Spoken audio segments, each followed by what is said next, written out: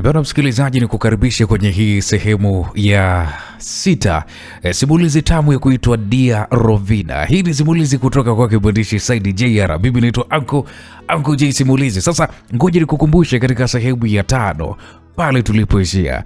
Bwana, tuliishia ambapo huyu kijana huyu wa kuitwa Prince alikuwa anatega mipango yake, anatega misuko yake ili yule Rovina aje anase. Na lengo lake Prince ni kutaka tu kulipiza kisasi kwa yule mwanadada Rovina. Sasa hii mipango yake, mitego yake ambayo kijana Prince anaiweka, tukawa tunajiuliza, je, Rovina atanasa? Unahisi Rovina atanasa? Najua unatamani sana kujua kilichoendelea. Basi karibu sana kwenye hii sehemu ya 6 tupate kujua mitego ya Prince itafanikiwa. Wewe mamba anataka mvute Rovina, akishajaa kwenye 18 anaanza kumpiga matukio. Maana watu siku hizi wanaogopa kuingia kwenye mapenzi. Mambo kama haya, mtu anakuja kwa sura ya huruma, anajibembeleza pale, mimi nakupenda wewe, nikiwa na wewe mimi kwako ndo nitakuwa nimetulia, sijapata kuona mimi mtu kama wewe, yani maisha yangu nikipata kama wewe mimi. Mwisho wa siku haya umepata huyu hapo, baada ya siku 2-3 nishamchoka huyo. Mtu gani bwana wewe bwana? Unaanza kuona mapungufu yake mengi. Ndio maana watu siku hizi hawataki kuaminiana kwenye mapenzi. Prince anasuka mipango, anabembeleza, lakini kumbe lengo la Prince ni kutaka kulipiza kisasi. Masikini ya Mungu, Rovina huko aliko, laiti kama angejua watu wamempania vipi. Huyu binti ningemwambia, wewe usiingie kwenye haya mahusiano, usiingie kwenye 18 za Prince. Ukiingia umekwisha. Bwana, nisio mzungumzaji sana nikaharibu mpaka uondo wa simulizi. Karibu sana kwenye hii sehemu ya 6.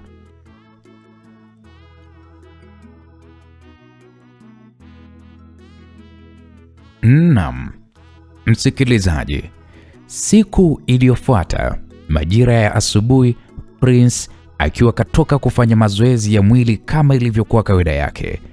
Prince alipoingia ndani kwao, alishtuka. Hali ya hewa ndani ya nyumba ile ilikuwa ni nzito. Hali ya hewa ilikuwa ni ya ukimya uliotisha. Sebule nzima ilikuwa imejaa. Kila mwanafamilia wa ukoo wa Bacha alikuwa ameketi pale kwenye makochi ya ngozi. Yaani shangazi yake alikuwa amekaa pale, wajomba wamekaa pale, mama yake mkubwa amekaa pale. Na wote walionekana wenye sura za hasira kweli kweli. Wote macho yao wanafamilia yalikuwa yameelekezwa mlangoni alipokuwa amesimama kijana Prince. Na katikati yao wanafamilia, kwenye kiti chake cha kifalme, alikuwa ameketi mzee Bacha. Huyu ni bilionea namba 1 nchini na ndo babu mzaa mama wa Prince. Mzee huyu alikuwa ameshikilia fimbo yake ya kifahari ya dhahabu. Macho yake yalikuwa ni makali, yakimchunguza mjukuu wake kama mwewe. Mpaka yeye mwenye Prince alishtuka.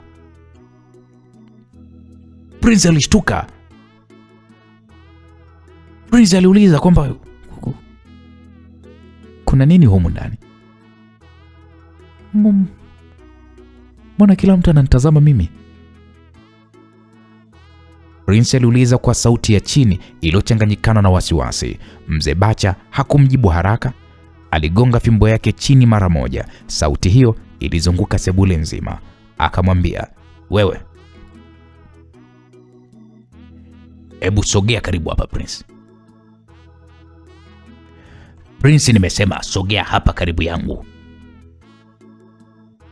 Sauti ya babu ilikuwa ni nzito, yenye amri isiyopingika. Na ndipo kijana Prince alipiga hatua chache, lakini hatua ambazo alikuwa anazipiga kishingo upande, yani alikuwa hataki kabisa.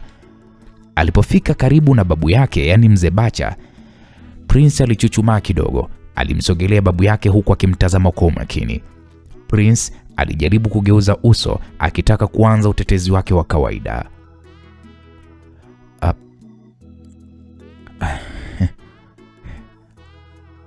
Babu,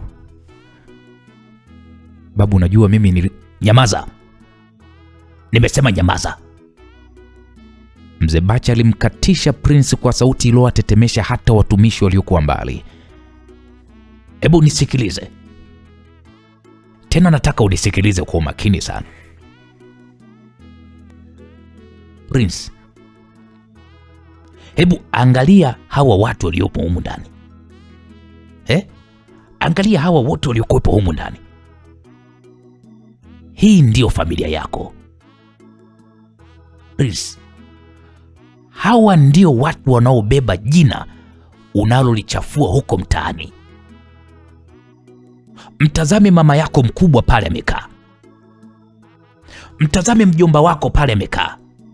Mtazame shangazi yako pale amekaa. Uko mzima uko hapa. Unadhani hawa wote hawa wanafurahia kuona we picha zako kwenye mitandao ukiwa umelewa, uko na wanawake tofauti tofauti kila siku? Unadhani hawa wanavumilia, wanapenda hiki wanachokiona? Hivi Prince, unadhani kuna mtu yeyote humu ndani anapenda hizi tabia zako za kitoto, tabia za dharau, tabia za kihuni? Wewe umegeuka kuwa mzigo kwa heshima ya familia ya Bacha. Prince, unakuwa na tabia za kihuni ambazo zinachafua jina la ukoo wa Bacha. Humu ndani nani unamwona na tabia kama za kwako? Wewe nani humu ndani? Kwa maana wewe ndo tunakuogopa. Sasa nakuomba unisikilize kwa umakini sana. Nisikilize kama hutonisikiliza tena. Tena unisikilize kwa umakini sana Prince. Nilikupa uhuru uishi vile unavyopenda, lakini naona sasa uhuru nao kupatia umeshindikana. Sasa basi, kwa kuwa umeshindwa kuwa mwanaume anayejitambua kwa hiari yako wewe mwenyewe, sasa utakuwa mwanaume kwa lazima. Muda wa kucheza na sketi za kila mwanamke, huo muda umekwisha. Kama tabia yako ni kudinyana hovyo huko mitaani na wanawake, kuendelea kuchafua huu ukoo wa Bacha, nasema hivi, huo muda umekwisha. Prince, nenda kajiandae haraka iwezekanavyo. Vaa nguo zako za heshima. Tunakwenda kuchumbia sasa hivi ninapoongea. Utakwenda kuoa, utake usitake. Hivi karibuni unakwenda kuoa ili kuendelea kuficha hii aibu unayoleta kwenye familia yetu. Wewe mbona unakuwa kijana wa hovyo? Hivi unadhani ya kwamba kuna cheo utakabidhiwa cha kutembea na wanawake hovyo? Hivi unadhani ya kwamba kuna tuzo utapewa? Tuzo hii ni kwa sababu wewe ndo bingwa wa kuwa mlevi. Nisikilize. Kavae nguo.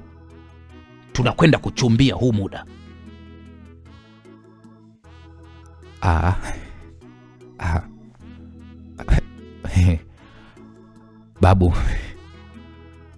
Babu mimi naoa. Babu unanitania bwana. Mjomba. Shangazi eti babu anasema mimi naoa bwana. Babu unanitania bwana. Naam. Prince alicheka kicheko cha kejeli, lakini alipoona nyuso za wanafamilia wengine zikiwa zimenyoka, akagundua kwamba huu sio utani. Pale pale Prince akachange.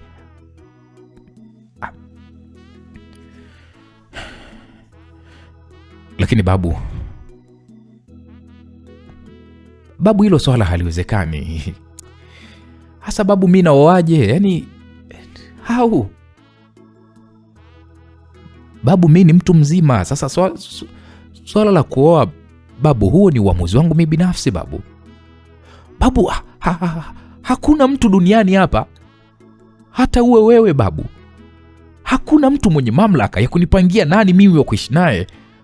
Hakuna mtu kunipangia eti kwamba mimi lini nioe babu. Babu, nakuomba unisikilize. Mimi siwezi kukubali kufungwa kwenye pingu za ndoa wakati bado nataka kufurahia maisha yangu babu. Mimi swala la kuoa mbona kama vile halipo kwangu babu. Naam, hapo mzee Bacha alisimama polepole, hasira ilionekana kwenye mishipa yake ya paji la uso wake.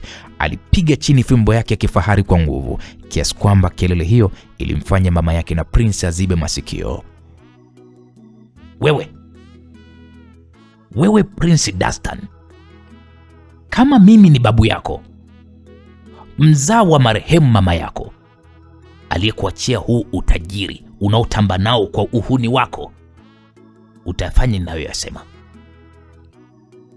Naam, mzee Bacha alikaribia hatua moja mbele ya Prince, alimkazia macho na kisha akaendelea kumwambia, nisikilize, we hapa kwenye hii nyumba yangu, we huna uamuzi hapa. Hizi mali unazoziona, haya magari unayotumia kuringia huko kwa wanawake zako, na hili jina unalolitumia kwa dharau, vyote hivi ni mali ya kwangu mimi.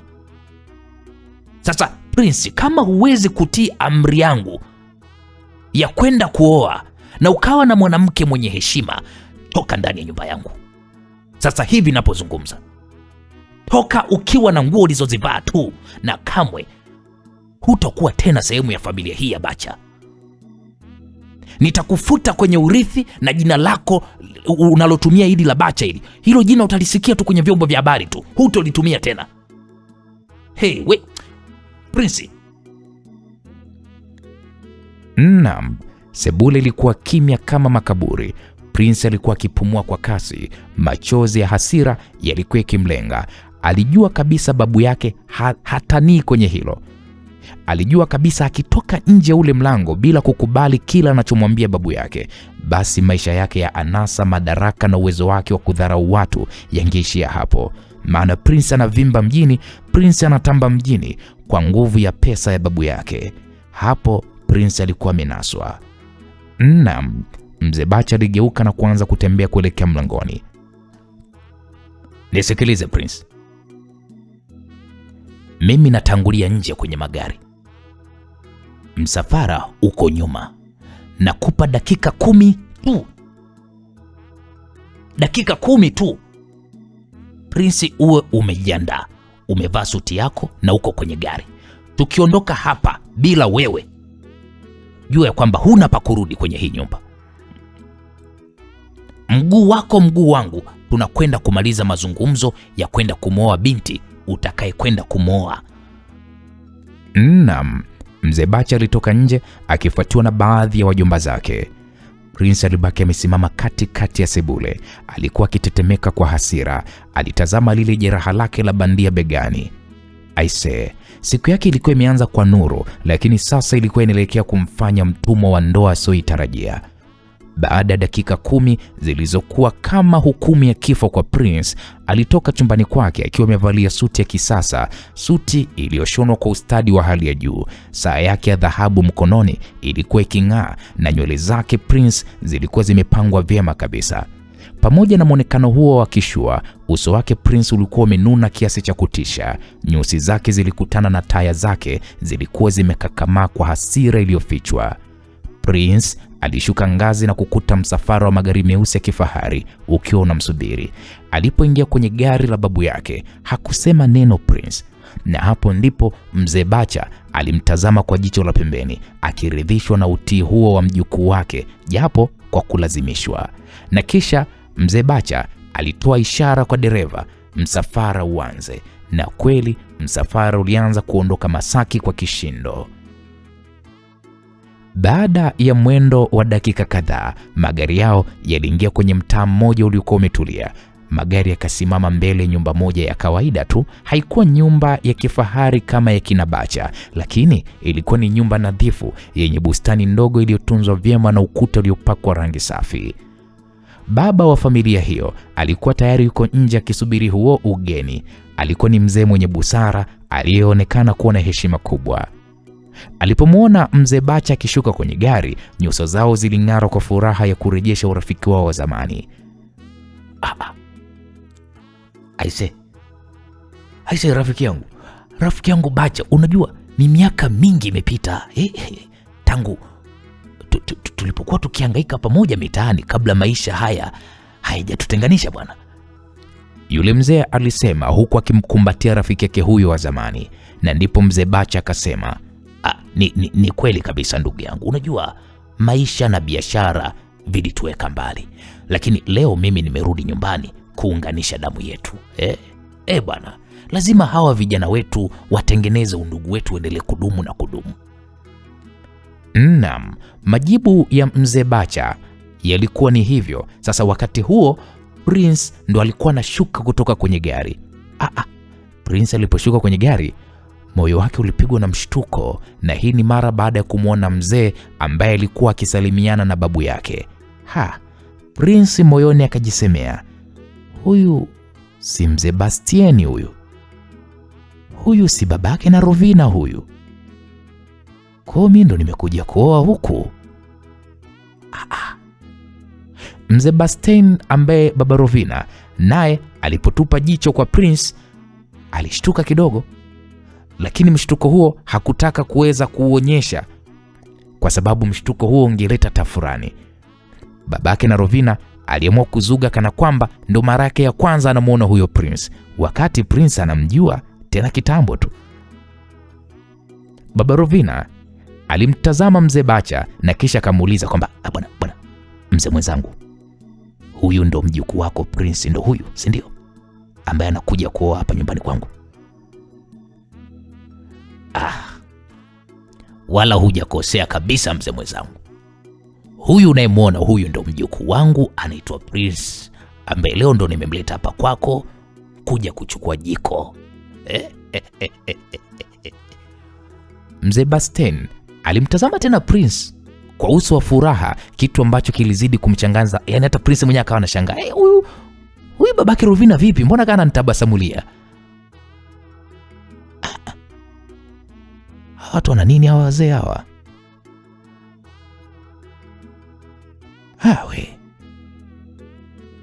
Rovina anaonekana kubadilika tabia. Mbona babake naye anajifanya kama ndo kwanza ananiona leo? Kuna usalama kweli hapa? Prince alijuazia hivyo, lakini kabla hajapata majibu ya maswali yake, ghafla mzee Bastien, yani babake na Rovina, alimshtua kwa kumsemesha, bwana kijana, wewe ndo mkwe wangu bwana, karibu bwana, natumai tutaunda familia moja, inshallah, karibu bwana. Prince ilibidi ajichekeshe pale kwa kuitikia kwa heshima, yani kana kwamba naendo kwanza anamuona mzee huyo, wakati anamjua mzee huyo kitambo sana. Na ndipo taratibu baada ya salamu walianza kupiga hatua kuelekea ndani. Walipoingia ndani, sebule ya nyumba hiyo ilikuwa ni ya kistaarabu. Prince aliketi kwenye kochi la mbao lililokuwa limewekwa sponchi laini. Prince alijihisi kama yuko sayari nyingine kabisa. Mazingira haya ya kawaida hayakuwa mageni sana kwake kwa sababu tayari huko nyuma Prince alishaishi maisha kama haya.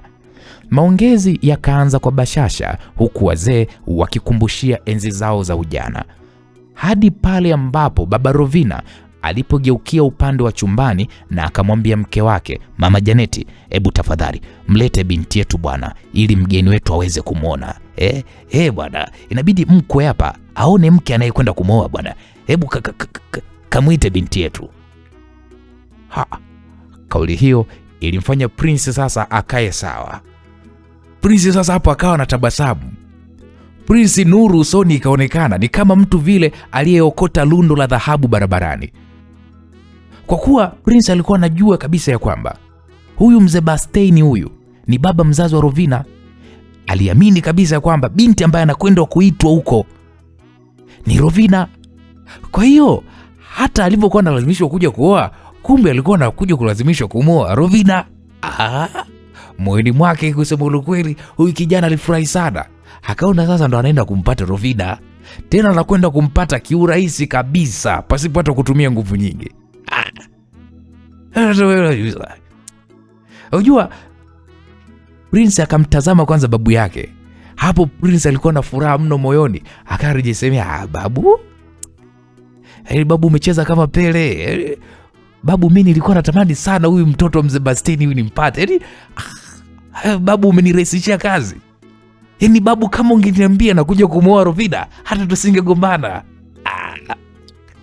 Babu, metisha. Hapo alijiambia hayo kimoyomoyo, Prince akifurahia. Kumbe ndoa yenyewe ni kuja kumchumbia Rovina. Prince alichekelea, meno yote 32 nje. Lakini kabla hata mawazo yake hayajaisha, Prince aliyekuja pale sebleni sio yule aliyotegemea kilini mwake. Binti aliyekuja pale mbele hakuwa Rovina, bali alikuwa ni mdogo wake na Rovina. Alikuwa akifahamika kwa jina la Janet. Alikuwa ni binti mdogo, mnyenyekevu na aliyerembwa kwa vazi la heshima la kitenge. Alikuwa ni mrembo na tabasamu lake lilikuwa ni la aibu ya kike. Prince alibaki hoi. Prince alijua kabisa yuko chini ya uangalizi wa babu yake. Ilibidi alazimishe tabasamu. Prince alijifanya kama vile kafurahishwa na Janeti, lakini moyoni huku kulikuwa kuna sononeka mno. Prince alitoa pale pongezi fupi, lakini moyoni akawa anajisemea, we binti wewe, hata uwe mrembo vipi, hakuna ndoa mimi na wewe. Hakuna. Maskini ya Mungu, Janeti asijue lilo ambalo Prince analiwaza moyoni mwake. Janeti alisimama na baada ya muda mfupi akarudi chumbani. Hapo Mzee Bacha alimtazama mjukuu wake kwa matumaini. Mzee Bacha akasema, mjukuu wangu Prince, haya, umemwona Janeti? Umeona toto? Toto kama ile nyimbo ya Rayvanny. Toto hilo, umeliona toto? Nisikilize Prince, mimi babu yako siwezi kukuchagulia we kitu kibaya. Vipi sasa? Moyo wako umeridhika? So umeliona mwenye toto hilo? Toto la maana. Pale ukioa kijana wangu unakuwa mtulivu na maisha yako yanatulia. Unaoa binti ambaye unamaliza tamaa zako zote za kimwili. Ukimwangalia tu mke wako unasema wala. Unamwonaje? Prince kabla hajatoa jibu alihisi kama vile kubanwa, sio na haja ndogo, bali kubanwa na hitaji la kutoka nje ya ule mzunguko wa wazee kwa dakika kama chache. Prince akamwambia, sikiliza babu, kweli nimevutiwa naye, lakini mzee wangu, naomba radhi kidogo, nataka niende msalani mara moja. Prince aliposema hivyo, mke wa Mzee Bastien, yani mama yake na Rovina, alisimama kwa ukarimu na kisha akasema, kijana wangu, usijali, pita hiyo korido hiyo, mlango ule wa kwanza wa pili, pale kunja hivi kulia, ndio utakiona choo, sawa?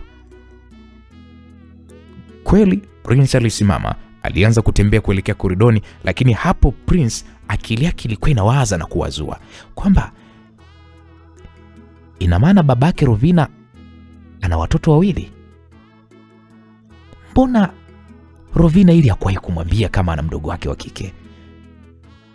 Sasa wakati Prince anawaza hilo, akiwa anapita karibu na mlango wa jikoni, ghafla pua yake ilinaswa na harufu fulani hivi. Ilikuwa ni harufu ya kipekee ya mchanganyiko wa manukato ya gharama na harufu ya viungo vya chakula kilichokuwa kinachopikwa kwa ustadi. Hapo kwanza Prince alisimama ghafla. Mapigo yake ya moyo Prince yalianza kwenda kasi bila yeye mwenyewe kujua ni kwa nini mapigo yake ya moyo yanaenda kasi. Sasa Prince akaanza kusema, haya manukato mbona kama ya Rovina? Prince alijinongoneza huku hasira na shauku vilikuwa vimechanganyika. Prince bila kujijua bwana, badala ya kwenda chooni akajikuta miguu yake inamvuta kuelekea jikoni. Aliposukuma mlango wa jikoni kwa upole, kila alichokiona kilimfanya agande kama sanamu. Kila alichokiona pale jikoni alikuwa ni bidada aliyekuwa amejifunga apron safi juu ya nguo yake nyumbani. Hakuwa mwingine bali ilikuwa ni Rovina Bastien. Alikuwa akipika kwa umakini mkubwa mno. Alikuwa akikatakata mboga kwa kasi na usafi uliomvutia Prince kupita kiasi. Mwanga wa jua la asubuhi uliokuwa ukiingia kupitia dirisha la jikoni ulimfanya Rovina aonekane kama malaika wa jikoni. Alikuwa amepania mapishi yake. Rovina alikuwa akionyesha ukomavu na utulivu ambao Prince hakuwahi kuona kwa mwanamke yoyote. Prince alibaki ameduaa. Macho yake yalimtazama Rovina kuanzia kichwani mpaka miguuni. Hakika Rovina alikuwa ni mrembo kuliko kawaida. Nyenye, katika wanawake warembo, Rovina alikuwa ni mrembo sijapata kuona. Rovina akiwa anataka kubadilisha sufuria pale jikoni, ndipo macho yake yalipoweza kutua mlangoni, ambapo alishtuka. Rovina alishtuka mara baada ya kumwona Prince. Wewe unafanya nini hapa? Aliuliza kwa sauti ya mamlaka na mshangao. Prince, cha ajabu ni kwamba alitabasamu tu na kisha akasema kwa utani, hey Rovina, Otieno amekuja kufanya nini? Rovina alimtazama vizuri, akakumbuka suti aliyoivaa na kelele za msafara wa magari nje. Macho yake yalipanuka kwa hofu na kichefuchefu. What? No Prince. Hapana Prince. Prince, ina maana wewe ndio ulokuja kumchumbia mdogo wangu Janet? Mungu wangu. Balaa gani tena hili? Mungu we. Yaani mdogo wangu mimi Janet, hawezi kuelewa na mtu kama wewe. Yaani Janet hawezi kuelewa na mtu wa hovyo kama wewe Prince. Unanielewa? Naam. Prince alitaka kujibu, lakini kabla hajafungua mdomo, shangazi yake aliyekuwa amekuja kumtafuta mara baada ya kuona amechelewa kurudi sebleni, aliingia pale jikoni. Wewe Prince, mbona unakaa sana hivi? Unajua kila mtu anakusubiri wewe kule sebleni. Shangazi alisimama na kumtazama Rovina na kisha akamtazama Prince. Prince aliona fursa ya dhahabu. Mpango wa kisasi ukazaliwa kichwani mwake papo hapo kama kasi ya umeme. Prince alimgeukia shangazi yake kwa umakini mkubwa na kisha akamwambia,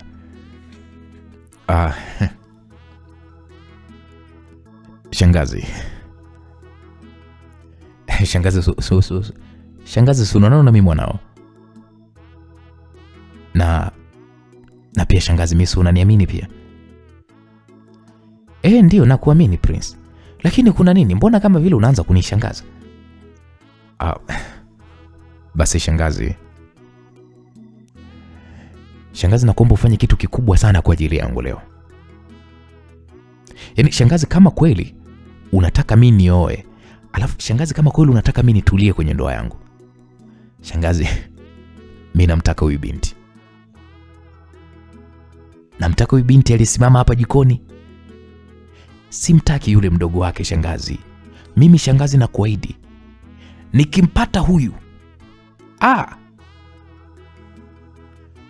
mimi natulia shangazi, na hata familia yenyewe itashangaa. Mimi nawaahidi shangazi, huyu mimi ndo mwanamke wangu wa maisha. Yaani mimi nikishampata huyu shangazi, nyinyi mbona mtafurahi, na mimi ndo nitakuwa mfano bora kwenye familia. Shangazi, mimi namtaka huyu. Naam, Prince alisema kwa sauti ya msisitizo, huku akimkazia macho Rovina, ambaye sasa Rovina alikuwa yuko bize kuendelea na upishi wake bila ya kujua kuwa alikuwa anaongelewa yeye. We Prince, wewe unaongea nini? Ina maana kwamba unamtaka huyu Rovina na sio yule mdogo wake Janeti? We Prince, huyu binti mbona ni mkubwa, na tayari familia ilishampitisha Janeti. Mbona unataka kuchanganya mambo? Shangazi, hebu nisikilize. Sikiliza shangazi. Yaani mimi hapa unaponiona nimetembea bara na visiwani, lakini mimi namtaka Rovina. Yaani shangazi, nakuomba kaongea na wale wazee taratibu. Sawa? Ongea na babu, ongea na babake na Rovina, ya kwamba mimi uamuzi wangu nimeubadilisha. Mimi namtaka Rovina. Yaani shangazi, sijui kama unanielewa. Shangazi, mimi nakuahidi nikimpata Rovina, basi mimi natulia. Na kama nikimkosa Rovina, shangazi, mimi siingii kwenye ndoa yoyote. Shangazi, wewe nenda kaongea na wale wazee. Mbona vitu viko simple? Simlitaka mimi nioe ili mimi nitulie. Sasa mimi ndo nawaambieni, ili mimi nioe nitulie, nipeni huyu. Yaani mkinipa Rovina tu mmemaliza. Wewe Prince, unajua kwamba hili jambo ni zito sana. Wewe unalichukuliaje? Hivi unadhani si wazazi wake watatuchukuliaje? Sisi tumekuja hapa kwa ajili ya Janeti. Haya, tunakuja kubadilika dakika za mwishoni. Mwanangu, ni kweli kabisa mwanangu. Yaani tunakuja kumwoa mdogo wake, wewe unakuja hapa unabadilisha maamuzi, unamtaka dada mtu. Shangazi, mbona mimi sioni tatizo? Kama mmeweza kunitoa nyumbani leo na kunileta hapa nimuone mke wangu mtarajiwa, sasa mnashindwa nini kubadili ambaye yule mimi namtaka? Shangazi, huyu ndo mwanamke atakayeweza kwenda sawa na mimi shangazi. Mimi namtaka huyu. Yaani kama mnataka mimi nibadilike shangazi, nipateni Rovina. Na mimi hapa shangazi, mimi nitakuwa kijana mwema shangazi. Mimi huyu binti mimi ananitosha. Shangazi, fanya hivyo kwa ajili yangu nakuomba. Mimi yule Janeti simtaki, namtaka huyu. Naam. Prince aliendelea kumsisitiza shangazi yake, akimtazama Rovina kwa jicho la ushindi na kisasi. Sawa. Sasa turudi kwanza kule sebuleni sasa, alisema shangazi yake, na kisha walianza kutembea. Walipofika sebuleni, shangazi yake na Prince alimnong'oneza mjomba wake pamoja na mzee Bacha mwenyewe. Kwa kuwa walihitaji kujadili kidogo, mzee Bastein aliwaacha pale sebuleni ili wajadili kama familia. Babake na Rovina akatoka pale sebuleni. Hivi wewe mtoto, una akili zako kweli zote timamu? Hivi kwa nini umemchagua dada yake wakati familia imemchagua mdogo wake yule Janeti? Mpaka tunatoka nyumbani tunakuja kwenye hii familia, tulikwambia tunakuja kumwoa nani? Si Janeti. Sasa wewe kwa nini unakuja hapo unabadilisha maamuzi, unamtaka dada yake? Nakuuliza wewe Prince. Babu wewe ndo mwongozo wangu, na siku zote mimi nafuata maelekezo yako babu. Ingawa tabia zangu zimekuwa zinakuangusha sana, lakini kiukweli babu, mimi namtaka dada yake yule. Mimi namtaka yule Rovina kwa sababu yule Rovina kwanza yule pale ni mkomavu. Alafu mtu akishakuwa mkomavu babu, inamaanisha kwamba huyo tayari ana uwezo wa kutosha kumudu mambo mbalimbali mdani babu. Tayari ana uwezo wa kutosha kumudu mambo mbalimbali. Babu, mimi nina imani Rovina ndo atakuwa mke bora, tofauti nikimoa huyu Janeti. Babu, Janeti huyu ndio kwanza babu, Janeti ana miaka 20. Huoni kwamba mimi atanisumbua? Ataniumiza tu akili. Lakini nikimpata yule dadake yule, babu, mimi nakuahidi mimi nitatulia. Kwani babu, shida si ndoa, mimi nipate mke? Basi mke ndo yule Rovina, lakini aka kadogodogo aka miaka 20 aka Janeti aka katotoka 2000 aka babu, mimi katanisumbua tu ndani ya ndoa nakwambia. Lakini nikishampata yule Rovina, babu, mimi natulia. Naam.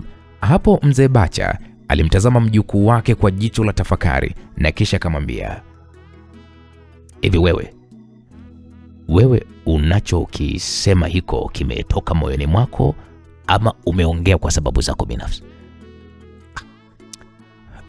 Babu, mimi ninachokiongea kimetoka moyoni. Nataka kuwa mfano bora kwenye maya yako babu. Mimi sitaki tena kukuangusha, na ndio maana mimi nimemchagua Rovina badala ya Janeti, kwa sababu babu, mimi najua ukinipa Janeti babu, mimi nitaendelea kukusumbua. Kwa bora nimpate huyu Rovina. Mimi babu, mimi natulia. Sawa. Maadamu wewe ndio umetaka hivyo, basi itakuwa kama unavyotaka. Naam. Kauli hiyo ya mzee Bacha ilimfanya Prince afurahi sana rohoni mwake. Furaha yake haikuwa eti kwamba kampenda Rovina, la hasha, bali lengo lake lilikuwa ni kutaka kumkomoa tu Rovina kwa kumwonyesha kuwa hata kama alimchomolea kule Jimkana, sasa anakwenda kuwa mke wake kwa lazima. Akilini mwake Prince alipanga atamtesa sana Rovina kwenye hiyo ndoa kama sehemu ya kisasi chake kutokana na namna alivyomdhalilisha kule Jimkana. Naam. Basi baba yake na Rovina aliitwa, ambapo walimweleza ya kwamba wako tayari kuchumbia, lakini wanamtaka Rovina na sio Janeti. Tofauti na matarajio yao bwana, Babake na Rovina wala hakuonekana kupinga hata kidogo hilo swala. Kwa moyo wake mkunjufu aliwakubalia bila hata kushauriana na familia yake. Mzee Bacha na familia yake waliaga na kisha hao wakaondoka zao. Naam. Baada ya familia ya mzee Bacha kuondoka tu, Rovina ambaye tayari alikuwa kashasikia uamuzi wa baba yake ilibidi amfuate pale sebleni, lakini Rovina alikuwa na hasira kali sana. Uso wake ulikuwa na rangi nyekundu, mishipa yake ya shingo Rovina ilikuwa imemtoka na macho yake yalikuwa yakitoa cheche kweli kweli. Alimkuta baba yake mzee Bastien akiwa ameketi kwenye kochi akivuta pumzi kwa kuridhika kabisa, yani kana kwamba ameshinda vita kubwa mno. Pale pale Rovina akalianzisha mbele baba yake. Baba. Rovina alipasua ukimya wa sebule kama radi. Hivi baba kuku, kweli baba umekaa hapo ukiwa na amani kabisa baada ya ufedhuli uliotokea hapa, si ndio manake? Baba unawezaje kuridhia upuuzi huu baba kiurahisi tu namna hiyo, unaridhika nao? Kwa nini baba unafanya hivyo? Mzee Bastien alinyanyua macho yake polepole, akamwangalia binti yake kwa utulivu uliomfanya Rovina azidi kupandwa na hasira. We Rovina, mbona uko kama mtu aliyepatwa na msiba? Hili jambo ni la heri. Hili jambo ni la baraka iliyoingia kwenye nyumba yetu. Kwa we ina maana we hulioni hilo kama hii ni baraka? Baba, baraka? Baraka gani baba? Baba, baraka gani unayozungumzia? Baba, hawa watu hawana heshima baba, na unalijua hilo. Wametuchukulia sisi kama bidhaa tu za sokoni. Wametuchagua kama maembe sokoni baba. Baba, tulijiandaa kwa ajili ya mdogo wangu Janeti, na kila kitu kilikuwa kimepangwa kwa ajili ya mdogo wangu Janeti. Lakini huyu kijana, huyu muhuni huyu asiyekuwa na adabu amekuja hapa, amebadilisha gia angani dakika ya mwisho, yani kana kwamba anachagua tu suti dukani. Alafu wewe babangu unayejiheshimu unacheka, unasema ndio. Kweli baba? Baba, kwa nini? Kwani unafanya hivyo? Mzee Bastien alisimama, uso wake ukiwa umeanza sasa kubadilika na akawa ana ule ukali wa baba. Akamwambia, sikiliza wewe. Kaa chini Rovina. Usinipandishie mi sauti yako ndani ya nyumba yangu. Hii nyumba ni ya kwangu mimi. Wewe unanipandishia sauti kama nani? Alafu kwanza nilitegemea kwamba utafurahia hili swala la ndoa, kwa sababu huyu prince huyu si hawara yako huyu wa zamani huyu. Au so prince huyu aliyekuja hapa leo, mtu ambaye zamani ulikuwa unadinyana naye tu pasipo kujulikana nyumbani, mlikuwa mnakutana huko vichochoroni mnamaliza haja zenu. Leo hii huyo kijana kaja hapa nyumbani, wewe unalia kama vile kuna msiba. Na kuuliza we, au unadhani kwamba mimi nilikuwa sijui kwamba wewe ulikuwa unatoka na huyu prince? Baba, lakini unakosea. Baba, umekosea sana. Baba, unajua matatizo ambayo mimi nilipitia nikiwa niko na prince. Kwa nini leo umeridhia yeye mimi anioe?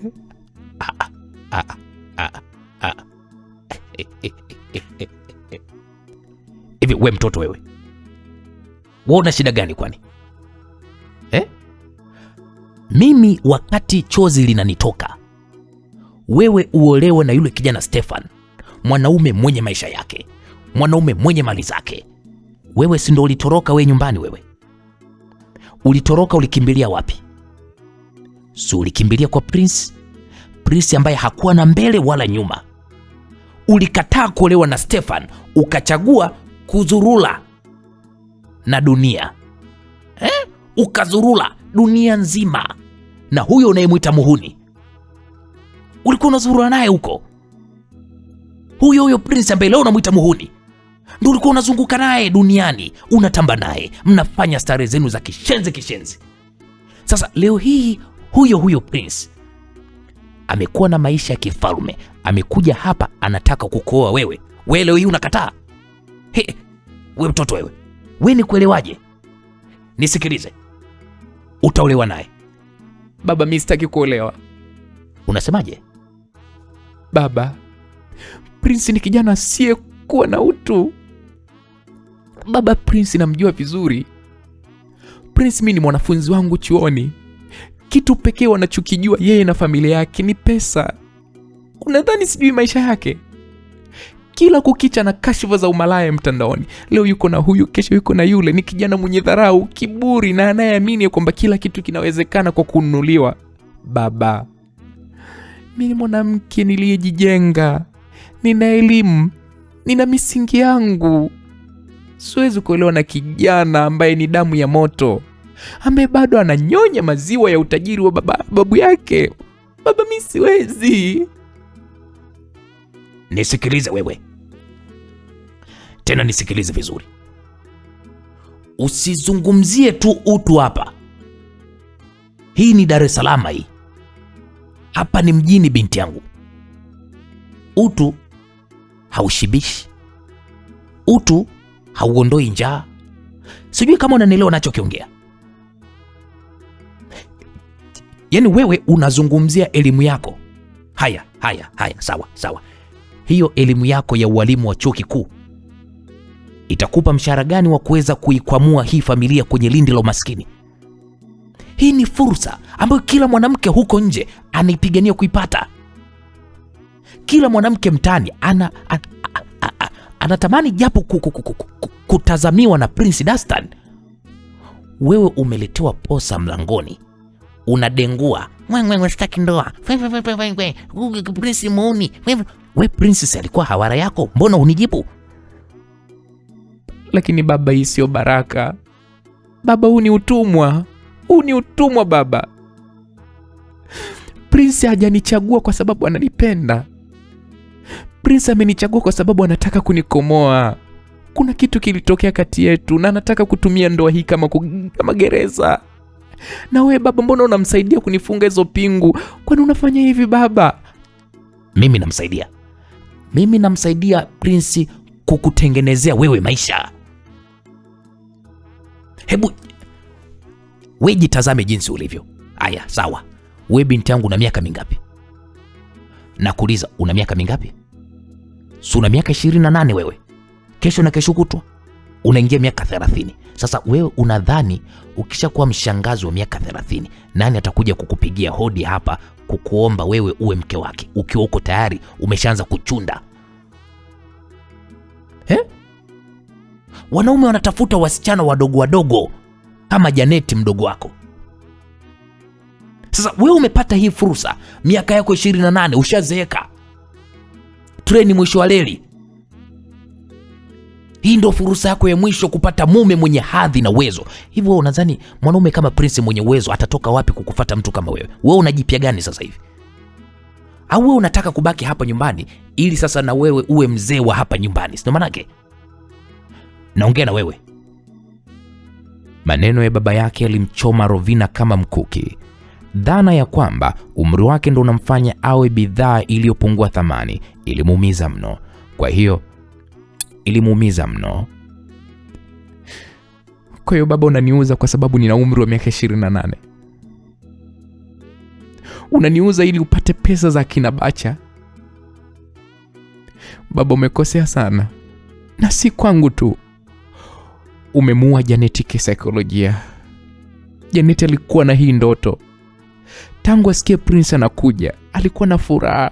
Alikuwa amejipanga kuwa mke wa tajiri. Sasa hivi utamwambia nini mdogo wangu? Kwamba dadake amemnyang'anya mume, sio manake? Mzee Bastien aligeuka upande akijaribu kuficha chembe ya hatia iliyomuingia, lakini akajikaza.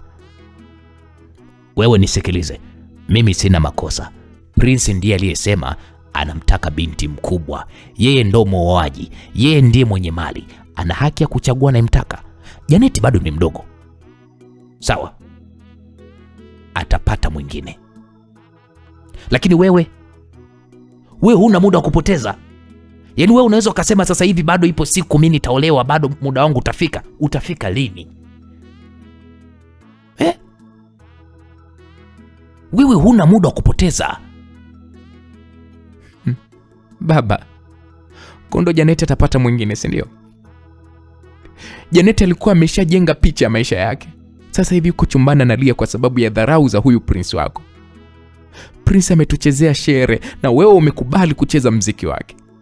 Hii ndoa haitakuwa na furaha. Utakuwa umenitupa kwenye tanuri la moto baba. Rovina, nimeshasema na sitarudia. Maandalizi ya ndoa yataanza mara moja.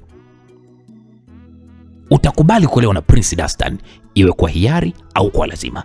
Familia yetu inahitaji nguvu ya kiuchumi na wewe ndio daraja la kuelekea huko. Kwa hiyo usitake nianze kukulaani kwa kunikosesha baraka hii ya uzeeni.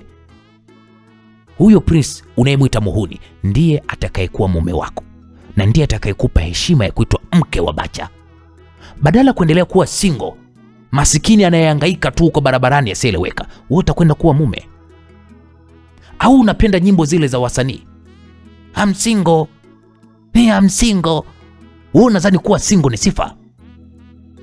Wewe ni binti. Unatakiwa upate mume wako, upate heshima yako.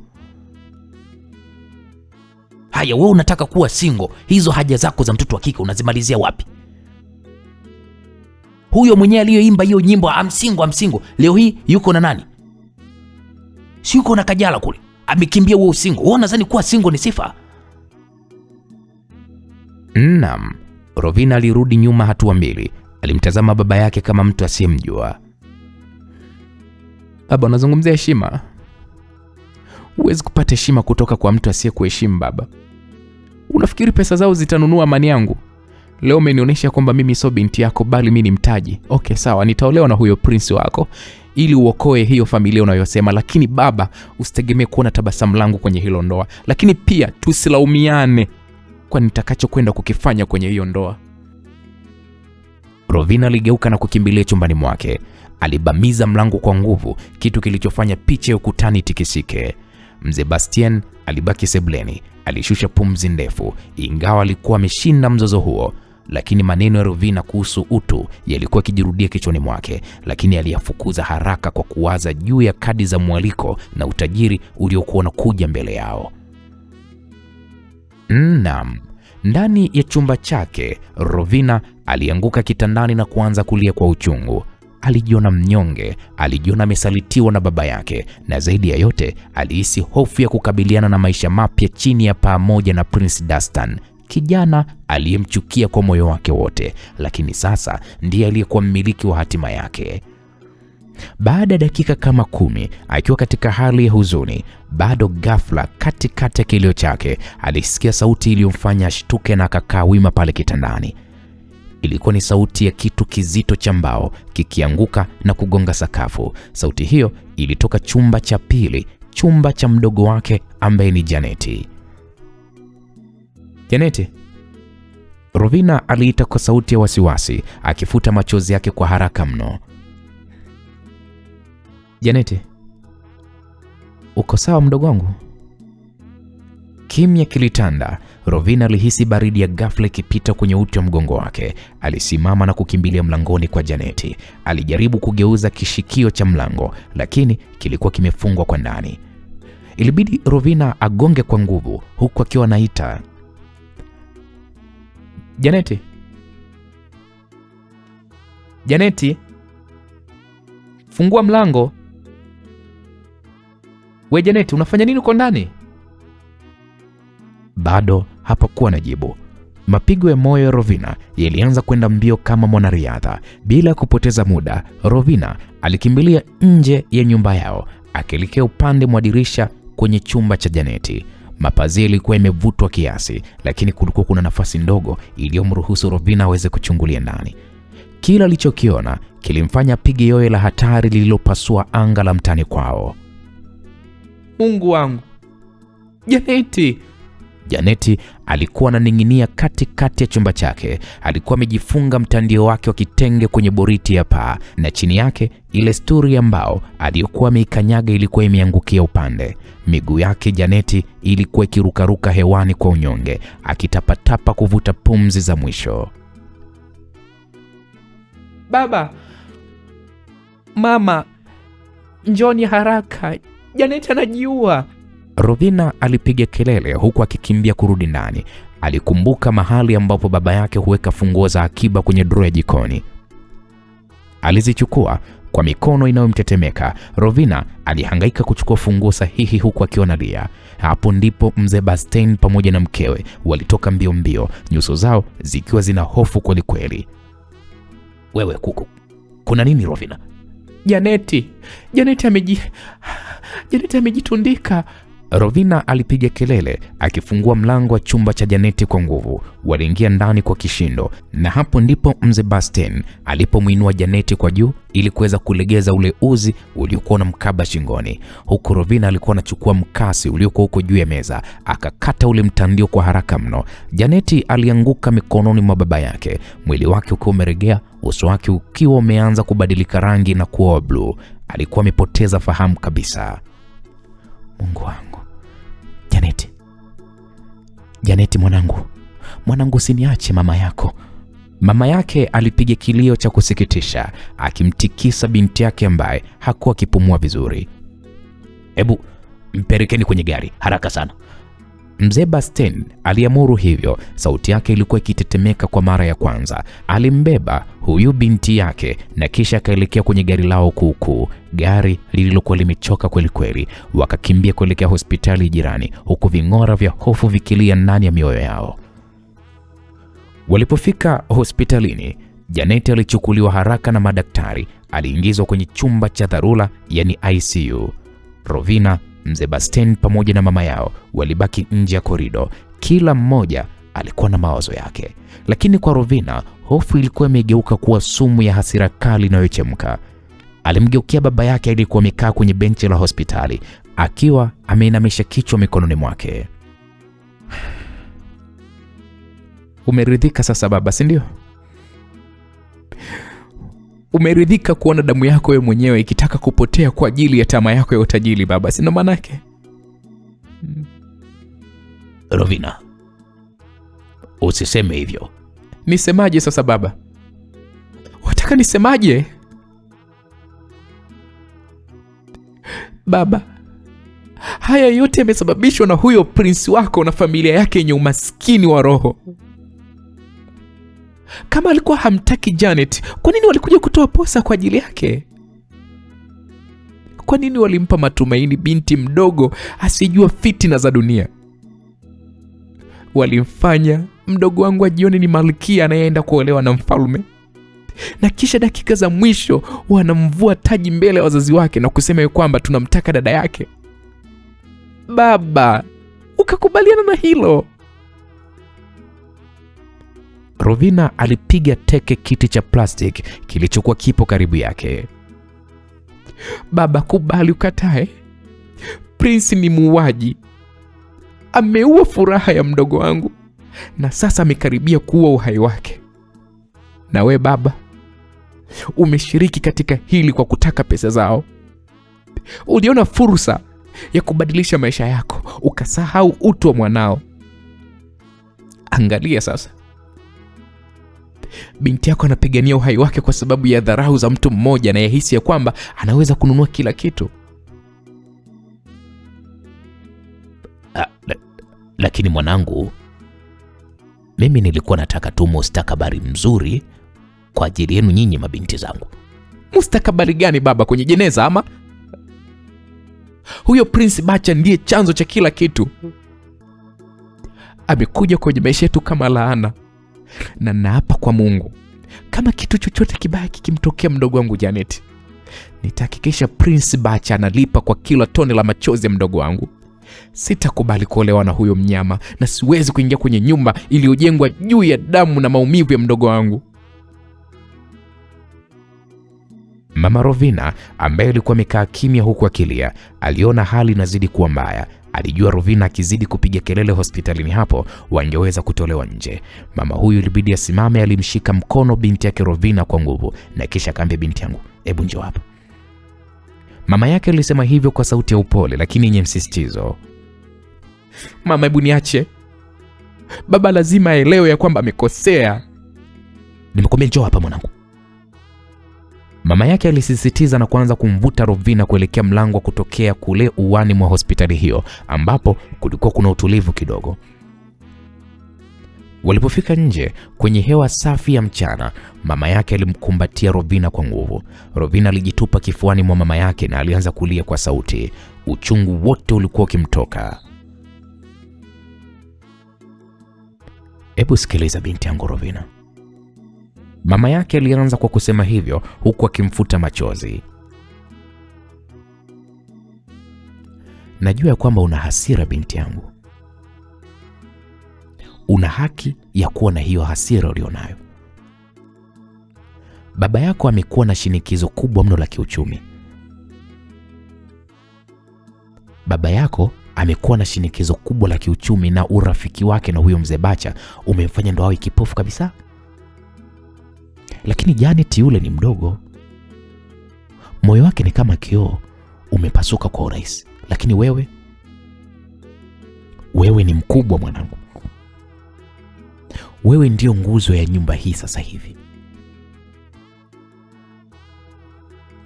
Hapo Rovina alijinasua kutoka kwenye kumbato la mama yake na kisha akasema, mama, unataka kusema nini? Ya kwamba bado nielewe na Prince hata baada ya yote haya kutokea mama?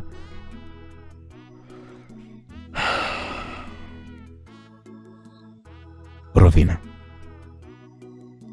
Janet anahitaji matibabu makubwa mno, na gharama za hospitalini hapa zinahitaji pesa, na maisha yetu ya baadaye yanahitaji pesa. Baba yako ameshajifunga kwa kina Bacha. Kama utakataa hii ndoa sasa hivi, Prince anaweza akatumia nguvu zake kutuharibia kabisa. Na isitoshe mdogo wako Janet akiamka atahitaji kuona ya kuwa familia yetu iko salama. Pesa za mzee Bacha ndizo pekee zinazoweza kumfanya mdogo wako Janet apate matibabu bora zaidi duniani kama hali yake itakuwa mbaya. Mama, kwa hiyo unamaanisha nijitoe muhanga, nikaolewe? Sio maana yake mama, ndicho ambacho nakiongea. Nataka uwe mwerevu mwanangu. Ingia kwenye hiyo familia ya Bacha kama mwanamke shujaa. Usiende kama mtumwa, nenda ukawatawale. Nenda ukamwonyeshe huyo Prince aliyemuumiza mdogo wako. Tumia nafasi hiyo kuikomboa familia yetu, ili Janet asihitaji tena kutamani pesa za mwanaume kama hao. Rovina, una miaka 28 mwanangu. Una akili, una nguvu. Huyo Prince ni kijana tu mwenye utoto. Nenda ukamfundishe adabu kwa ajili ya Janet mdogo wako. Hapo Rovina alinyamaza, macho yake yakitazama giza la usiku. Alifikiria kofi alilompa Prince kule gym. Alifikiria jinsi Prince alivyomchagua kwa kejeli, na sasa alifikiria Janet akiwa amelala kwenye kitanda cha hospitali na alama ya kamba shingoni mwake. Hasira yake Rovina ilianza kubadilika umbo. Haikuwa tena hasira ya kulia, bali ilikuwa ni hasira ya kupanga mpango. Okay, sawa mama, nimekuelewa, Rovina alisema kwa sauti yenye ubaridi iliyomfanya hata mamake ashtuke. Nitaolewa naye. Nitaingia kwenye hiyo ndoa. Lakini Prince hatojua amemwalika nani maishani mwake. Kama anafikiri ananioa ili kunikomoa, basi atagundua kwamba amemwoa mwalimu ambaye atampa somo ambalo hakuwahi kulipata chuo kikuu wala mtaani. Atajuta siku atakonivalisha pete ya ndoa. Si anataka kunikomoa? Na mimi ndo nitamuonyesha kwamba mimi ndo na akili zaidi yake. Muda uliendelea kuyoyoma. Ilipofika majira ya saa 9 alasiri, Rovina alikuwa kabaki peke yake pale nje, huku mama yake alikuwa karudi ndani ya hospitali baada ya kuitwa na mumewe mzee Basten. Macho yake yakiwa yanabarizi kwenye barabara kuu ilikuwa ikipakana na hospitali hiyo. Ghafla moyo wake ulishtuka kwa hasira mara baada ya kumwona Prince akipita eneo hilo akiwa na pikipiki ya kifahari. Kibaya zaidi, hakuwa akienda mbali. Alimwona akipaki mbele ya mgahawa mmoja uliokuwa uko upande wa pili mwa barabara karibu na ile hospitali. Kwa kasi ya ajabu, hasira iliyokuwa imetulia moyoni mwake iliamka upya. Wakati mdogo wake anapigania uhai mita chache kutoka hapo, Prince alikuwa nje ya kila starehe. Bila kufikiri mara mbili, Rovina alipiga hatua ndefu kuelekea kwenye ule mgahawa. Moyo wake Rovina ulikuwa ukidunda kwa kasi ya ajabu, ukimsukuma kuelekea kwenye kitovu cha adui yake. Rovina alipoingia ndani ya mgahawa huo, mgahawa uliopozwa na viyoyozi, sauti ya vicheko na kelele za vijana zilizomkaribisha. Kati ya meza kubwa iliyokuwa imejaa vinywaji na chakula cha gharama, Prince alikuwa ameketi na marafiki zake watatu. Alikuwa akiongea kwa sauti ya juu, akicheka kwa dharau, huku akishika glasi ya kinywaji cha bei ya hali kwa ufahari kweli kweli. Oya, nisikilizeni mimi washikaji zangu. Siku zote mimi huwa nawaambia ni ukweli. Hawa wanawake wote ni wale wale tu. Prince alisema hiyo kauli, sauti yake ikiwa imejaa kejeli iliyomfanya Rovina asimame nyuma yake kama nguzo kumsikiliza anachokizungumza Prince. Mnajua mimi niwaambieni kitu kimoja. Yule demu yule alikuwa anajifanyia ni mjuaji kule Jimkana, si mnakumbuka? Yule demu mimi alinikataa hadharani mbele za watu, akaniwasha na kofi mbele za watu. Aisee, lile lilikuwa ni kosa kubwa sana alilofanya maishani mwake. Sasa mimi ndo nimeenda kumuonesha kwamba mimi ni nani. Yes, alileta dharau, ila sasa ndo atakwenda kutambua kwamba pesa inaweza kumnunua yeye na mpaka wazazi wake. Unajua pesa ndo Mungu wa hii dunia. Guys, mwanamke ni bidhaa tu kwenye hii dunia, na ukishajua bei yake unamiliki vile unavyotaka. Na mimi niseme pongezi ziende kwa babu yangu. Amedhani amenikomoa kwa kunitaka mimi nioe, lakini kumbe amenirahisishia kazi yangu bila hata mwenye kujua. Prince wakati anayaongea hayo, marafiki zake walidindima kwa vicheko wakimpongeza kwa huo ushindi wake. Rovina alihisi kama vile dunia inazunguka. Maneno yale ya Prince yalimchoma kama pasi ya moto. Janeti yuko ICU kwa ajili ya huyu mtu, na hapa huyu mtu haitoshi, bado Prince anamlinganisha mwanamke na bidhaa ya sokoni. Rovina bila hata kutoa onyo alikimbia kuelekea kwenye meza yao. Mkono wake ulidaka kisu kidogo chenye ncha kali. Kisu chenye ncha ya makali kweli kweli. Kisu cha kukatia nyama kilichokuwa kipo juu ya meza ya mteja mwingine aliyekuwa akila hapo pembeni. Rovina akasema, "Uwe mnyama wewe. Nilidhani umebadilika kwa maneno yako ya msamaha, lakini kumbe yote ilikuwa ni maigizo, sio?" Rovina alizungumza hivyo kwa kupiga kelele iliyonyamazisha mgahawa mzima. Prince hapo ndipo alipogeuka kwa mshtuko, lakini hakupata muda wa kusimama. Rovina alimrukia kwa kasi ya ajabu. Kile kisu alichokuwa mikishika Rovina kilikuwa kimeelekezwa kifuani mwa Prince. "Mdogo wangu anakufa hospitalini kwa sababu yako, na wewe unajisifia hapa kwamba unatununua sisi wanawake. Sio manake nitakuua leo, mshenzi mmoja wewe." Rovina, tulia. Prince alitaka kujitetea. Alipiga kelele akijaribu kurudi nyuma, lakini kiti chake kilimzuia. Rovina alizidisha mashambulizi. Rovina alifoka kama simba aliyejeruhiwa. Katikati ya zile vurugu, kisu kile kilipita kwenye ulinzi wa mikono ya Prince, kilienda kumchoma upande wa chini wa tumbo lake. Pale pale Prince alipiga ukelele wa maumivu, akashika lile jeraha tumboni. Deo akaagiza, "Oya, mshikeni, mdhibiti huyo mwanamke asikimbie." Deo ni msaidizi mwaminifu sana wa Prince. Alipiga hizo kelele huku akimrukia Rovina. Pamoja na marafiki wengine wa Prince walifanikiwa kumkamata Rovina, wakamnyang'anya kile kisu, huku akizidi kupiga mateke na kufoka kwamba niue tu, niue. lakini damu yangu Janet itakufuata popote utakapokwenda, kenge mmoja wewe. Wakati Rovina anaropoka hayo, Deo alimtazama Prince ambaye alikuwa ameshaanza kuloa damu kwenye shati lake jeupe. Alijua hili jambo likija kujulikana, sifa ya familia ya Bacha itaharibika na kashfa ya shambulio hili itakuwa ni gumzo nchi nzima. Deo akasema, "Oya Prince, lazima tuondoke hapa sasa hivi, jikaze." Deo aliongea kwa kunong'ona na haraka sana. Prince akiwa ameuma meno kwa maumivu anayoyapata, alisimama akajiegemeza kwenye meza. Akasema, "Deo, baki hapa. Hakikisha kuna picha inayotoka.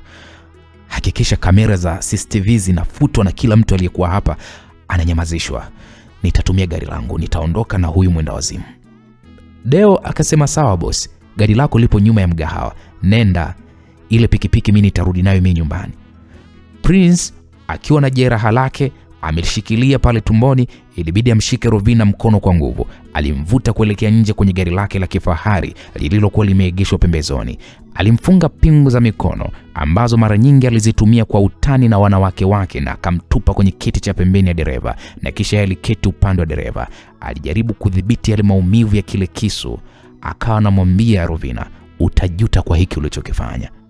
Prince aliunguruma hivyo huku akiwasha gari na kuondoka kwa kasi ajabu mno, akimwacha Deo akishughulika na mashuhuda wa mgawani hapo. Njiani Rovina hakuacha kufoka, akamwambia, "Niue." "Kwa nini unanikimbiza? Niue kama ulivyomuua Janet. Wewe ni shetani uliyevalia suti." Prince hakujibu. Macho yake yalikuwa yakififia. Alikuwa akijaribu kukaza misuri kiume, lakini tumbo lake lilizidi kumuuma. Damu zilizidi kuvuja. Alihisi kama kwenye kiti cha gari kimeshakuwa kina unyevunyevu wa damu. Prince alijikuta anaanza kupoteza nguvu. Kichwa kilianza kumzunguka na barabara ilianza kuonekana kama mawimbi. Kila alipokuwa anazidi kujikaza, harufu ya damu ilitanda ndani ya gari. Kadiri dakika zilivyokuwa zinazidi kusogea, kelele za Rovina zilianza kupungua alipoanza kuona Prince analegea, na Prince ndiye alikuwa anaendesha hiyo gari. Prince alikuwa ameshikilia usukani kwa mkono mmoja, huku mkono mwingine ukiwa umeshikilia tumbo ambalo sasa lilikuwa limeloa damu nyekundu inayong'aa. Rangi ya uso wake ilibadilika kutoka nyekundu na kuwa kijivu. Ghafla gari lilianza kupoteza njia. Gari ilianza kuyumba. Prince ilibidi akanyage breki kwa nguvu. Gari likasimama kando ya barabara. Kichwa chake kilianguka kwenye usukani huku akivuta pumzi nzito, pumzi fupi. Rovina alijikuta ameganda. Hasira yake yote Rovina ilitoweka. Nafasi yake ikachukuliwa na hofu ya ubaridi.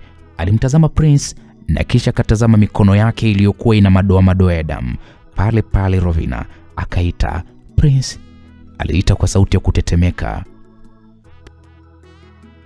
"Prince, usifanye huo mchezo." Hapakuwa na jibu. Rovina aligeuza macho chini na aliona dimbwi la damu likitiririka kutoka kwenye kiti cha Prince kuelekea kwenye sakafu, na hapo ndipo akili yake Rovina ilipomrudia kwa kishindo. Aligundua ya kwamba uamuzi wake wa hasira ulikuwa umemgeuza kuwa mhalifu. Ikiwa Prince atakufa mikononi mwake, sio tu kwamba Janeti atapoteza msaada wa matibabu, bali yeye pia atatumia maisha yake yote gerezani. Familia yake ingesambaratika kabisa. Pale pale ndipo akili zilipoanza kumrudia Rovina.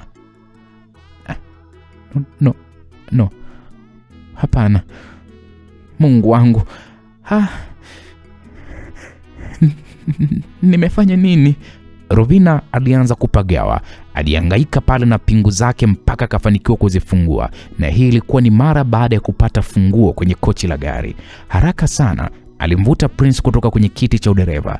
Kazi ilionekana kuwa ngumu kwa sababu mwili wa Prince ulikuwa umelegea. Kwa hiyo Rovina alikuwa anatumia nguvu kubwa mno kumtoa pale. Akamweka upande wa abiria. Alijaribu kufunga jeraha lile la Prince kwa kutumia skafu yake ya shingoni. Rovina aliruka kwenye kiti cha udereva, akawasha injini na akakanyaga mafuta kwa kasi ambayo hakuwahi kuendesha gari maishani mwake. Baada ya mwendo wa dakika 5, aliona bango la hospitali moja ya kibinafsi mbele kidogo. Aliingia getini kwa kasi, alipiga honi bila hata kuacha. Wauguzi na madaktari walitoka pale na machera haraka mno, wakamtoa Prince kwenye gari. Hali yake Prince ilikuwa ni mahututi. Rovina alibaki amesimama pale akitazama gari likiwa limejaa damu, na Prince alikuwa anapelekwa ndani ya chumba cha upasuaji. Rovina alijikuta akianguka chini kwa magoti. Alijilaumu kwa uamuzi wa sekunde moja uliokuwa umegeuza maisha yake kuwa jinamizi baya zaidi kuliko alivyowahi kufikiria. Sasa maisha ya watu wawili aliowajua, mdogo wake Janet na mume wake mtarajiwa Prince Dastan, yote yalikuwa mikononi mwa madaktari, na yeye ndo alikuwa sababu ya wote wawili kuwa hapo. Rovina aliendelea kusalia nje ya wodi ya dharura mpaka pale daktari aliyempokea alipotoka. Haraka sana Rovina bila kuchelewa alimuwahi yule dokta kwa kumwambia, "Dokta, ana hali gani mgonjwa wangu?" Dokta akasema, "Usijali dadangu, jeraha lake halikuwa kubwa sana, japokuwa amepoteza damu nyingi, lakini tayari tumeweza kulidhibiti, yuko sawa na tumemwongezea drip ya damu pia, lakini anahitaji kupumzika kwa sasa." Kauli hiyo ilimfanya Rovina apate auheni, ingawa moyoni mwake bado alikuwa amemchukia sana Prince. Akiwa bado Rovina hajui nini cha kufanya, ghafla alishangaa kumwona Deo. Deo ni msaidizi wa Prince, akija pale pale alipo.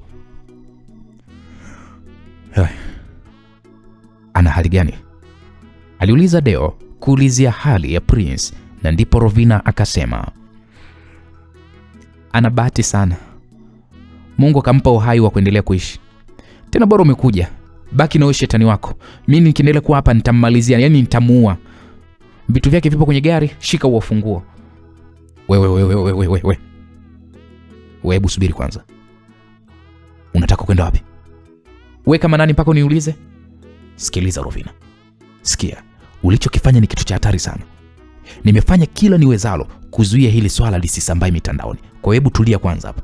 Huwezi kuondoka tu kienyeji huko nje. Upepo sio mzuri, waandishi wa habari wapo kila kona wanataka kujua kilichotokea. Kwa hebu tulia hapa. Mimi mwenyewe ndo nitakupeleka kwa nyumbani kwenu, sawa? Wewe mwenda wazimu nini? Unipeleke kwetu au umesikia sipajui nyumbani kwetu? Au labda mimi nimekuomba unipeleke nyumbani kwetu? Sasa Rovina, hasira ni za nini sasa?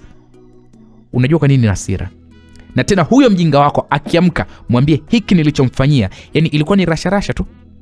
Mwambie hiyo ilikuwa ni trailer tu, movie inakuja. Sasa ole wake alete mahari ya kuja kutaka kunioa nyumbani. Yani ndo atajua sasa mimi akili zangu ziko vipi. Ndo atanijua mimi ni Rovina ama Rovina Roshen, ndo ataelewa hapo. Rovina mara baada ya kusema vile, alianza kuondoka. Deo alitaka kumzuia, lakini mara baada ya kuona Rovina kadhamiria, aliamua muache. Alibaki pale hospitalini mpaka ilipofika majira ya saa 1 za usiku, ambapo aliambiwa kwamba anaweza kumuona Prince wodini mwake. Haraka sana Deo aliingia wodini kwa Prince, ambapo alimkuta Prince akiwa yupo kitandani. Alikuwa yuko macho. Prince hakuonekana mchovu sana, ingawa hakuwa na nguvu ya kutosha mwilini. Deo akauliza, "Kaka, unaendeleaje kaka?" "Mimi nipo fresh tu. Vipi hali ikoje huko nje?"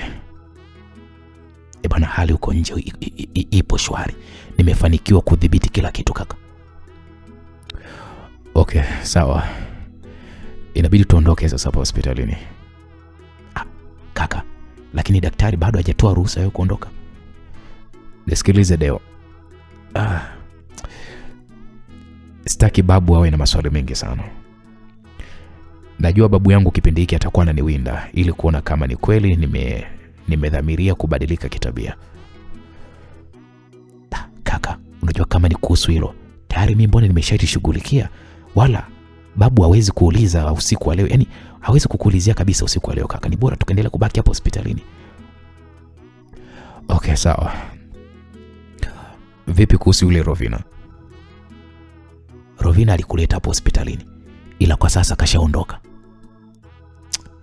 "Hivi unajua huyu demu ni mjinga sana. Nilikuwa namchukulia poa, lakini kumbe ni hatari mno.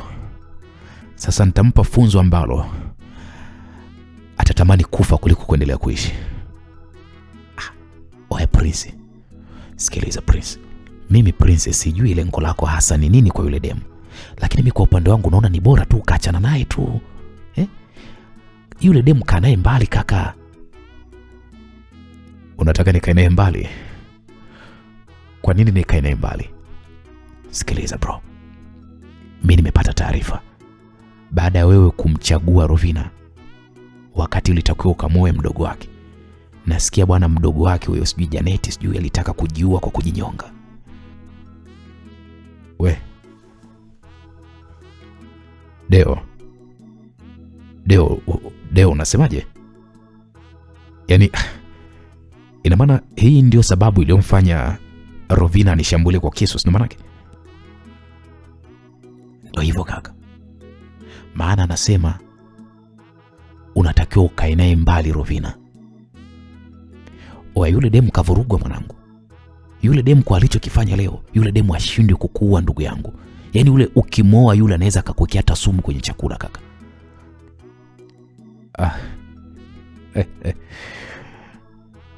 Deo, hakuna mkate mgumu mbele ya chai. Nadhani unaelewa maana yake. Kama hauelewi ngoja nikwambie. Maana yake ni kwamba hakuna mwanamke mgumu mbele ya mwanaume mwenye pesa kaka. Napata maumivu makali lakini subiri uone. Nitamfanya Rovina awe mtumwa wangu na hii ndio itakuwa adhabu yake kwa damu yangu iliyomwagika kwa sababu yake. Unajua pananiuma sana ujue. Kaka pole sana. Lakini kama ndo umeamua hivyo sawa. Ila ndugu yangu mimi binafsi nina wasiwasi na yule demu. Yule mwanamke yule. Hasa yule Rovina yule. Yule ni mwanamke ambaye atabiriki kwamba anaweza akakufanya kitu gani kaka. Kama mwanamke amediriki kukuchoma kisu, yaani hakosi kukuua, hashindwi. Naam, waliendelea kupiga stori za hapa na pale mpaka ilipofika usiku ambapo wote wawili walipitiwa na usingizi mule mule wodini ya hospitalini. Siku iliyofuata yalikuwa ni majira ya asubuhi, Rovina akiwa tayari kashajiandaa kwa lengo la kwenda hospitali kujua hali ya mdogo wake. Alichukua mkoba wake mdogo na kisha akatoka sebleni ambapo aliwakuta wazazi wake wakiwa tayari. Na hapo ndipo aliposema, "Baba, gari liko tayari. Nataka tuwahi hospitalini, nina wasiwasi sana na Janet." Rovina aliyasema hayo huku akiweka sawa mkoba wake, na ndipo baba yake alinyanyua macho akamtazama binti yake na kisha katikisa kichwa polepole akamwambia, "Nisikiliza Rovina. Uwezi kwenda hospitalini leo. Mipango imebadilika. Janet anaendelea vizuri na madaktari wako makini naye.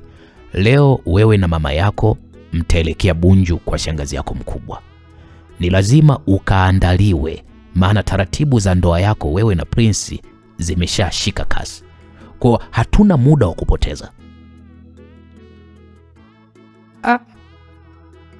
Rovina alihisi kama amepigwa na kitu kizito kifuani. "Baba, Bunju?" "Kwani hujanisikia nimesema Bunju?" "Maandalizi ya ndoa?" "Baba, unawezaje kuamua hivi? Yaani mdogo wangu Janet yuko ICU anapigania uhai wake kwa sababu ya huyo Prince. Na wewe unawaza sherehe ya ndoa. Baba kweli?" We. Hebu nyamaza. Nyamaza. Hivi unadhani ya kwamba hospitalini kunaendeshwa kwa maneno ya kashfa au kwa kulia? Unadhani ya kwamba dawa za Janet huyo mdogo wako zimepatikana bure? Naongea na wewe. Alisema baba Rovina. Aliyezungumza hayo akiwa yuko karibu kabisa na Rovina na alimnyoshea kidole na akamnyoshea pale kioo cha simu mbele ya macho yake, akamwambia, "Sasa angalia kwenye simu. Huu ni muamala uliotumwa asubuhi hii ya leo na Prince yeye mwenyewe ndo ametuma hii pesa. Soma hapo, milioni ngapi? Hizo ni milioni 20. Ni kwa ajili ya matibabu ya mdogo wako Janet. Amehamishiwa kwenye chumba bora zaidi, yaani inaitwa private. Na madaktari bingwa wako wanamtazama mdogo wako. Prince huyo ambaye yupo kwenye kitanda chake cha maumivu ambayo wewe ndo umemsababishia. Lakini huyo Prince bado anawaza usalama wa familia yetu. Hivi wewe Rovina, wewe uone kama huyu ni mtu sahihi kwako? Wewe unataka mwanaume sahihi kwenye maisha yako awaje?" "Kwa hiyo baba, Prince ndo kakwambia nilichomfanyia jana, si manake? Na kisha kajifanya ndo malaika kutuma pesa, si ndio?" "Baba, Nikwambie tu Prince sio mtu sahihi kwangu. Anatumia pesa zake kununua utu wetu. Kwa nini hilo baba wewe ulioni? Nipo kwenye hii dunia miaka mingi tu kukuzidi wewe. Ni kweli mimi sikupata bahati ya kuwa na elimu kama ulionayo wewe binti yangu ya chuo kikuu. Lakini hiyo haina maana ya kunifanya mimi nishindwe kujua yupi ni sahihi na yupi sio sahihi kwa mabinti zangu. Kwa hiyo chunga kauli zako unazoongea na mimi. Unanielewa wewe? Lakini baba wewe kimya. Tena unapaswa kushukuru ya kwamba Prince yuko salama. Na Prince ameamua kusamehe. Na ndio maana akatuma hii pesa kwa ajili ya matibabu ya mdogo wako. Mwanaume gani ambaye ana uwezo ukamsababishia matatizo na bado akatuma milioni 20? Wanaume wa saizi wanajulikana. Mwanaume wa sasa hivi ukimnyima tu midinyano hakuhudumii. Sembuse wewe umemchoma mpaka kisu, umemsababishia maumivu kijana wa watu na bado katuma milioni 20. Wewe, wanaume wa saizi wanalinga. Huyo ankoja simulizi asiposifiwa tu na mashabiki zake haleti simulizi. Analinga. Wanaume wa saizi wanataka wabembelezwe. Huyu umemsababishia matatizo kaka wa watu, lakini bado anatuma pesa. Unasema mwanaume sio sahihi. Wewe unataka mwanaume sahihi awaje? Yaani wewe kigezo chako cha mwanaume sahihi ni kipi? Wewe usiletea habari zako bwana wewe. Msikilizaji, Rovina akatazama ule muamala wa milioni 20. Akili ilimzunguka. Hakutarajia Prince kufanya hivyo baada ya kumchoma kile kisu, lakini bado dharau yake ilikuwa iko mbele. Baba, hizi ni pesa za damu. Anazitoa ili kutunyamazisha, ili tusiende polisi kwa yale yaliyomfanyia Janet. Baba, Prince ananunua utu wetu. Hebu acha utoto wako Rovina. Sitaki kusikia huo upumbavu wako. Sio, unanielewa? Na unatakiwa kujua kitu kimoja. Mwanaume bora sio yule mwenye jinsia ya kiume tu na sura nzuri, handsome boy. Mwanaume bora ni yule mwenye uwezo wa kuhudumia na kulinda familia yake hata katika nyakati ngumu.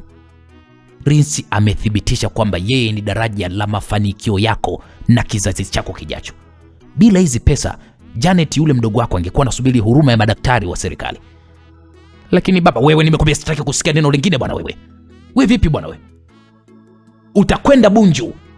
Utasikiliza mafundisho ya shangazi zako kule ukafundwe, na utajifunza jinsi ya kuwa mke wa tajiri na jinsi ya kuitunza ndoa yako. Maana siku zote kuna mwanamke wa tajiri, sijui unaelewa, na mwanamke wa tajiri natakiwa ishi vipi, yote hayo utakwenda kuyaona. Utakwenda kujifunza. Na hii ndio fursa yako ya mwisho ya kututoa kwenye tope hili la umaskini. Sasa ole wako ukatai hii ndoa. We, usije ukanitia mimi baba yako tena doa. Sijui unanielewa ninachokiongea. Rovina hakuwa tayari kwa hilo. Alitaka kupinga, lakini mama yake aliyejua ukali wa mumewe ilibidi aingilie kati haraka mno. Alimshika Rovina mkono na kisha akamnong'oneza. Mwanangu, hebu tafadhali usizidishe hasira za baba yako. Twende tukafanye ilichosema na yote yatakuwa sawa tu mwanangu. Rovina akiwa ameshakata tamaa na kuumia moyoni, alikubali kishingo upande. Alijisikia kama mfungwa anayepelekwa kwenye gereza lingine. Walitoka nje ambapo walichukua bajaji kuelekea huko Bunju. Njiani, ndani ile bajaji iliyokuwa ikitikisika kwa mashimo ya barabara, Rovina alikaa kimya. Aliegemeza kichwa chake kwenye chuma cha bajaji. Macho yake Rovina yalitazama nje bila kuona chochote. Alikuwa na huzuni iliyopitiliza. Rovina alijihisi mpweke katikati ya familia yake yeye mwenyewe. Baada ya mwendo mrefu, bajaji ilisimama mbele ya nyumba ya shangazi yake, maeneo ya Bunju. Nyumba ilikuwa ni ya zamani kidogo, lakini yenye nafasi kubwa na miti mingi ya matunda. Shangazi yake, mwanamke mmoja mnene, mcheshi na mwenye sauti ya mamlaka, alitoka kuwapokea kwa vigelegele kwamba karibuni sana. Shangazi alimkumbatia Rovina, Rovina ambaye alikuwa kama gogo kwa huzuni. Huna haja ya kununa binti yangu. Wazazi wako wameshanieleza kila kitu na kiukweli mimi nawaunga mkono. Wewe ni mwelevu sana binti yangu. Kabla hujapinga hili, hebu fikiria future yako na umri wako binti yangu. Huu uzuri aliyokubariki Mungu usikupe kiburi cha kujiona eti bado wewe una thamani ya kubagua kila ndoa. Itafikia wakati hutomuona wa kukuoa. Sasa ya nini ufikie huko ili hali Mungu kakupa baraka ya kuwa na mume sasa? Rovina hakujibu, zaidi tu ya machozi yalianza kumtoka tu. Waliingia ndani ya sebule ya shangazi yao huyo. Ndani Rovina alikuta hali ambayo hakuitegemea. Kulikuwa kuna wamama wengine watatu, watu wazima, walikuwa na nyuso zenye uzoefu na kila mmoja alikuwa ameshika kifaa fulani hivi. Mmoja alikuwa na unga wa kisinga, mwingine ana mafuta ya karafuu na mwingine alikuwa na chungu kidogo. Shangazi mtu akasema, unawaona hawa? Hapa ndipo watakusaidia Rovina. Shangazi alisema huku akiwa anawazungumzia wala kina mama. Nisikilize binti yangu Rovina. Hawa ni wafundaji wangu wa kizamani.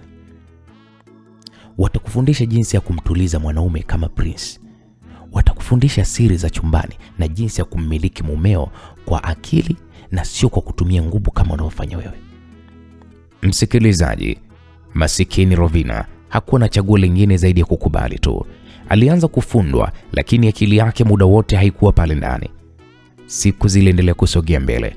Baada ya siku kadhaa kupita, Janet mdogo wake na Rovina alifanikiwa kutoka hospitalini akiwa salama kabisa.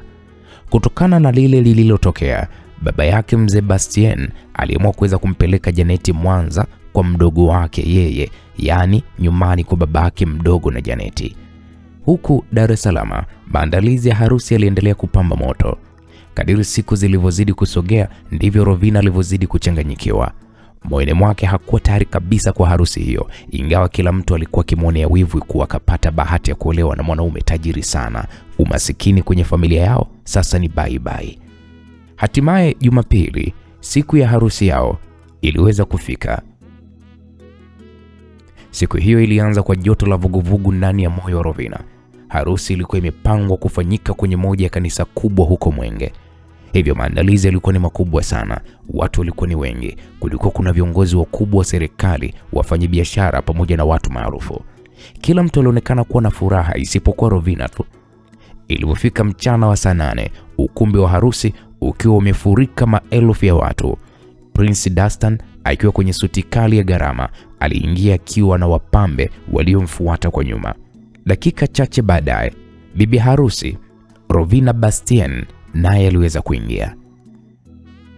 Hili lilikuwa ni tukio lililoacha midomo wazi karibia kila mtu. Uzuri wa Rovina ukijumlisha na gauni la harusi alilokuwa amelivaa vilikuwa vielezeki. Hata Prince mwenyewe ambaye hakuwa na mapenzi na Rovina bali alitaka kumkomoa tu, kumfurahisha babu yake kwa kuoa, Prince alibaki mdomo wazi, huku moyoni akijiuliza, mama yangu, ina maana huyu ndo Rovina? Hivi naota ama mbona mzuri hivi?